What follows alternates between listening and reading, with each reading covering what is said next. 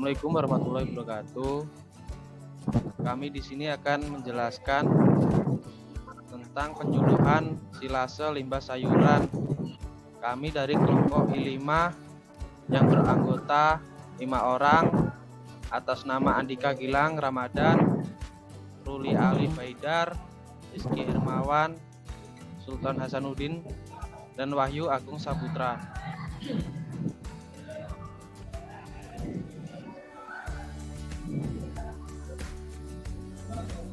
Kegiatan penyuluhan ini dilakukan oleh mahasiswa Universitas Brawijaya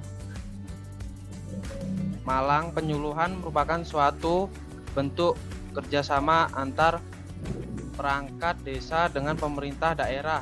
Mahasiswa sebagai penyuluh terhadap target sasaran. Peranan penyuluh yaitu sebagai motivator, fasilitator, dan pendukung gerakan usaha peternak masyarakat.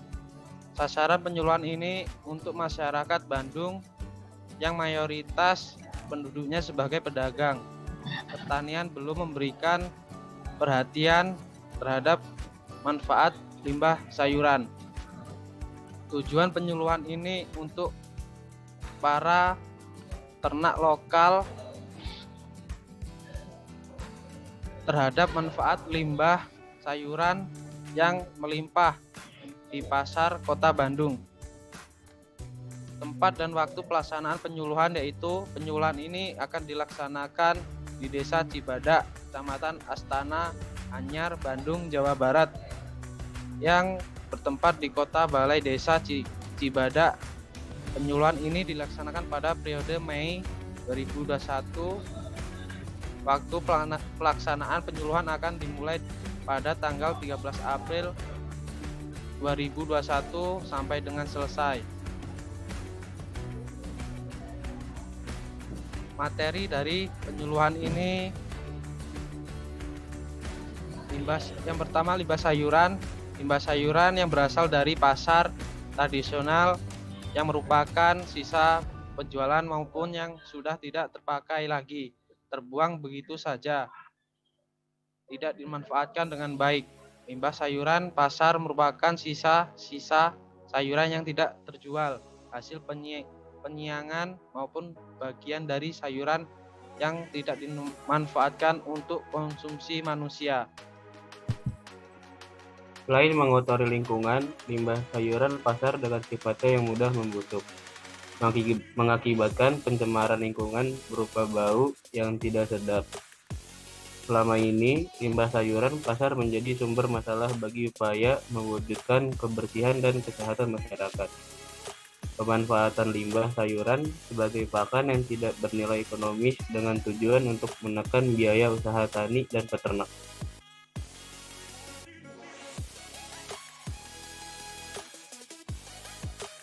Selanjutnya ada nilai kandungan protein kasar dan zat kasar dari limbah sayuran ini.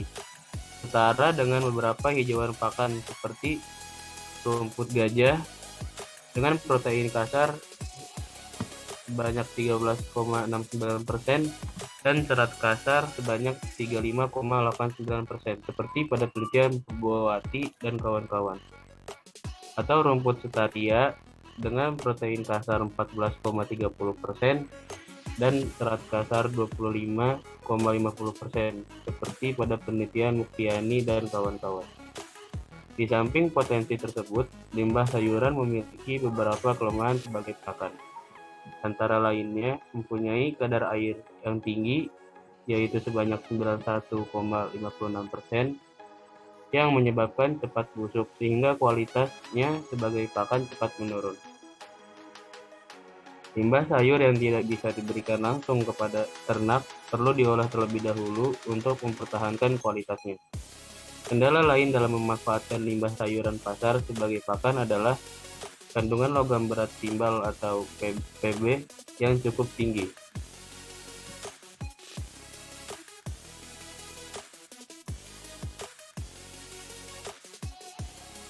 Yang kedua adalah silase. Silase adalah pakan berkadar air tinggi hasil fermentasi yang diberikan kepada hewan ternak ruminansia.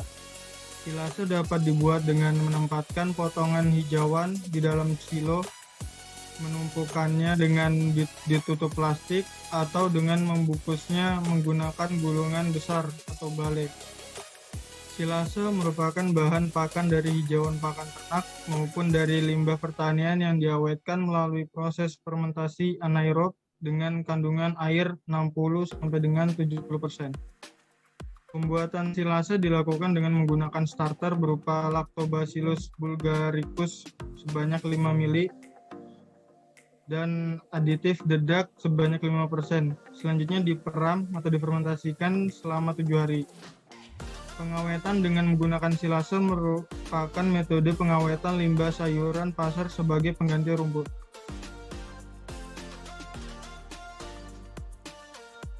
Berikut tabel komposisi dan kandungan nutrisi ransum.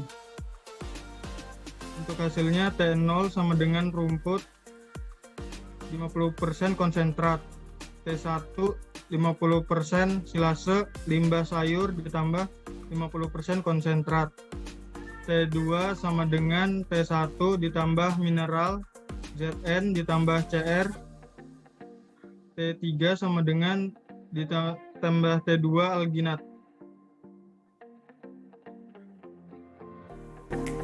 Kemudian ada bahan silase limbah sayuran. Yang pertama yaitu kubis, yang kedua yaitu timun, yang ketiga kulit jagung, yang keempat sawi, kelima wortel, dan keenam bayam, ketujuh kangkung, kedelapan toge. Untuk alat pembuatan silase, yang pertama yaitu timbangan untuk menimbang bahan, yang kedua yaitu ember sebagai tempat mencampur bahan, yang ketiga drum plastik untuk silo atau kantong plastik sebagai wadah yang bisa ditutup dan kedap udara. Yang keempat yaitu plastik untuk paus atau penutup. Kemudian yang kelima yaitu mesin chopper sebagai alat pemotong agar mudah dimasukkan dalam silo. Bahan tambahan pembuatan silase, yang pertama yaitu EM4 20 mili untuk pengaruh terhadap parameter kualitas silase. Yang kedua yaitu air untuk menambah sedikit kadar air. Yang ketiga yaitu dedak untuk mempercepat proses anaerob. Yang keempat yaitu polar untuk mempercepat proses anaerob. Next.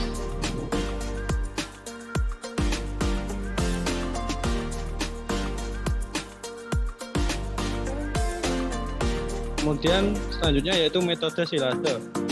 Yang pertama yaitu limbah sayuran, kemudian dicacah atau dipotong-potong, kemudian limbah sayuran dan zat aditif ditimbang, kemudian dicampur dengan berbagai zat aktif, kemudian dimasukkan ke dalam silo atau tong plastik. Selanjutnya yaitu dilapisi plastik pada lapisan atas silase. Selanjutnya yaitu pelebelan atau pemberian kode. Selanjutnya yaitu penyimpanan atau pengawetan. Selanjutnya difermentasi atau N-silase, kemudian mendapatkan hasil silase limbah sayuran. Gambarnya sebagai berikut. 3. Manfaat silase. Teknologi fermentasi anaerob dari campuran beberapa bahan baku pakan lokal menjadi silase resum komplit merupakan alternatif teknologi pengolahan pakan serta menjanjikan untuk diterapkan di Indonesia. Selain lebih menghemat waktu dan biaya pakan karena tidak perlu mengeringkan, silase juga dapat dijadikan sebagai sumber probiotik dan asam organik serta dapat dipakai sebagai alternatif antibiotik. Limbah pasar sayur berpotensi sebagai pengawet maupun sebagai starter fermentasi karena memiliki kandungan asam tinggi dan mikroba yang menguntungkan. Asam pada limbah pasar sayur diduga berupa asam laktat sebagai hasil metabolisme bakteri asam laktat. Pemanfaatan ekstrak limbah pasar sayur hasil fermentasi yaitu berupa asam organik dapat digunakan sebagai pengawetan secara biologis maupun sebagai starter untuk fermentasi pakan. Next. Pelaksanaan kegiatan ini setelah memperoleh izin dari pihak terkait serta diperoleh data calon peserta, maka dilaksanakan sosialisasi program penyuluhan tentang konsep pemanfaatan limbah sayuran menjadi silase untuk pakan ternak ruminansia. Jadwal penyuluhan, nama kegiatan, proses perizinan dari Bupati hingga Wali Kota bulan Mei minggu ke-1. Nah, kegiatan 2, mendata calon peserta yang akan mengikuti penyuluhan bulan Mei minggu ke-2. Kegiatan 3, melakukan penyuluhan di Balai Kota Bandung dilakukan pada bulan Mei minggu ke-3. Kegiatan 4, pelatihan pada masyarakat sasaran dilakukan pada bulan Mei minggu ke-3. Kegiatan ke-5, evaluasi program dilakukan pada minggu ke-4.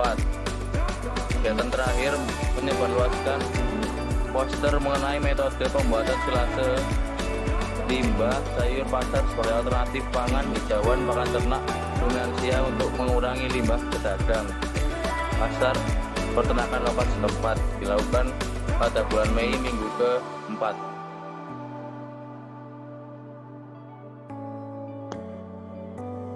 Selanjutnya, slide ini adalah menjelaskan tentang daftar pustaka yang kami ambil.